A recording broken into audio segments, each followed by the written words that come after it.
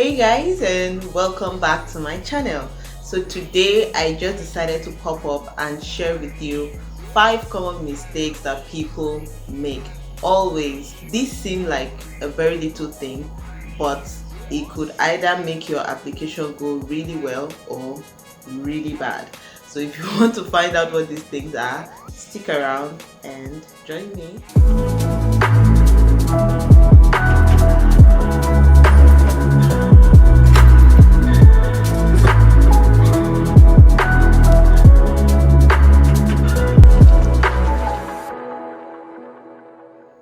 So if this is your first time coming across my channel, you are so welcome. My name is Kcdanna and I am a medical student living and studying here in Georgia. Actually, I'm in my final year and wrapping up and I cannot wait. So I decided to make this video based on my own personal experience and what I've seen or observed people do, and I decided to share it.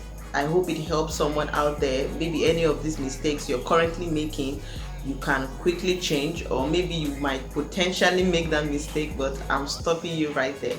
All right, so let's get into the first mistake. Number one, people do not do their research. There's this thing about going with the trend. So I know that a lot of people have just recently discovered Georgia, and the way forward is Georgia. Let's move to Georgia, let's do this, and you haven't even done any research. You haven't even asked yourself, okay, what stage of life am I in right now? What do I want to do? What am I doing currently? Is Georgia the best place for me? Even if you're coming as a student, of course, there are opportunities for you to come here and study at an affordable rate compared to neighboring European countries, right? But then ask yourself a question. Is this the best place for me to come, depending on what your plan is after school and all of that. And also, apart from that, at least have an idea, a rough idea of what the entire process looks like. Just like what I'm sharing here, people sharing their experiences. These are first-hand experiences. Nobody is paying us to do anything, right? So we're just sharing. So listen, watch and listen to what people are saying. Go to the official website for whichever specific information that you need. For example, if you're looking for information about the visa process and you've watched some videos and now you want to start, at least you should go to the website and read through even before coming to even watch videos, so that then you can now marry these two information together, and it gives you an idea of what you're supposed to be doing. And then if you've heard all this information and you now want to go through an agent, at least if the agent is telling you things, you are either nodding your head in agreement that yeah, I saw this information, or no, this thing is questionable, is contradicting what I saw. It saves you tons of time. Like, it saves you time, it saves you money, you get resources and all of these things. It saves you stress, to be honest, because all of these things come with some level of stress and all of that. So I'm overstretching this point, but I feel like this is the basis for most mistakes people make. If we can avoid this, and at least be patient enough, if you're watching a video, listen to what the person is saying and don't just jump and go right. I see people that come to my DM and they ask me questions that I know that the information is already in the video that I've put out, and I begin to wonder, did you actually watch the video or you're just jumping in? Some of these things are put out there so that it saves you time of repeating yourself over and over again. I've done a couple of live videos where I've answered lots of questions. So I feel like information is everywhere.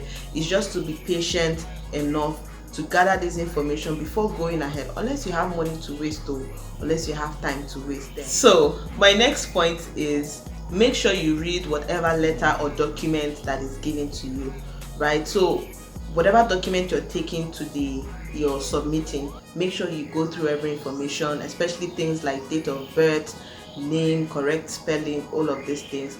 I've seen a case where the name was misspelled, or maybe a hyphen was missed, or things like that, and the different document that was provided had different names on it, because how some people have like compound surnames and all these things, and you might leave out one in one. For example, in Nigeria, I know that I know that things can really go crazy. So make sure that whatever document you're getting, things like birth certificate, all of these things, make sure that everything is corresponding, so that you don't have to go and start doing affidavits for each of these things. All right, and also whatever document they give to you, cross check it, because they too could make mistakes.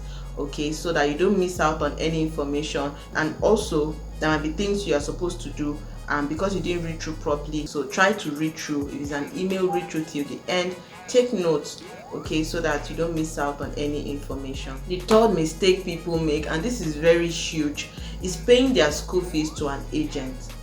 The agent is not the university, the agent is not the institution. Usually after you pay your application, your admission fee or application fee, whatever the case or however they call it, you're given a document that kind of like accepts your application, and then they tell you the next steps to take. Inclusive in that information is usually the account details of the university and where to pay it into and how to pay it and the amount you should pay. So I don't see the reason why people still pay school fees or their tuition fees to the agent, right? So try to confirm the details. Make sure that it's not the details of the agent that you're paying money into. Make sure you're paying it directly into the school's account. Make sure that the document that has that thing has the school heading, the school's letterhead on it, and the signature from the school and not from the agent. Okay, so I've seen things go south where someone paid both agency fee, admission fee and tuition fee all at once to an agent, and all the money disappeared, although the person was caught and all of that. But you don't want to go through all that stress, so try and get all these facts straight and don't make that mistake, please. The fourth mistake people make is to send emails using different email addresses. In Nigeria, maybe Africa as a whole, I know that maybe usually people go to business centers to send all these emails or upload, do some scanning and sending of documents. Please, if they scan all these things, if you're doing it in a business center and not at home, make sure they use your own email address to send it to the institution, and for them to be able to keep record of all your correspondence with them, it's easier to just have your own email. I believe by now everyone should have at least an email account. And that leads me to the last point. Do not hesitate to send them an email. It's not like here, I understand this fear that comes with should I send or should I do. Look, these people are very simple people. Okay, send them. If you have questions, send them an email, shoot them an email. They should reply you. They usually do reply. At least I know from my own university, they don't waste time. They don't really take that long to reply your email. So if you have questions, as soon as that question is coming, that doubt is coming, type it in the email. You can use your phone and do it these days. You don't have to use a laptop or start going to a business center. You can just open your Gmail, send them that email immediately, let them give you a reply, okay, so that you can save time. All of these things, it just makes things to keep dragging on and on. So don't hesitate. If you have a question to ask, send them an email. If you want to call them, please do call them. They're not going to bite off your head, right? They're human beings like us. So yeah, these are the things I just decided to pop in to share with you, so that you can have a smoother process while you apply. I hope you enjoyed this video. Let me know if you got anything out of it. If you enjoyed it, please give it a like, hit the like button, and subscribe if you haven't. Please subscribe, okay? I have more interesting content. If this is your first time and you haven't seen any of my videos, I film videos about coming to Georgia, applying, everything Georgia. So head over to my channel right now, or on the end cards above here, you're going to see a list of some videos that you can watch, or I'll just put up the whole playlist so that you don't have to go searching for them. I made videos, visa application, the visa requirements, where to go, how to go, if you need an e-visa, or how you can come in without applying for a Georgian visa.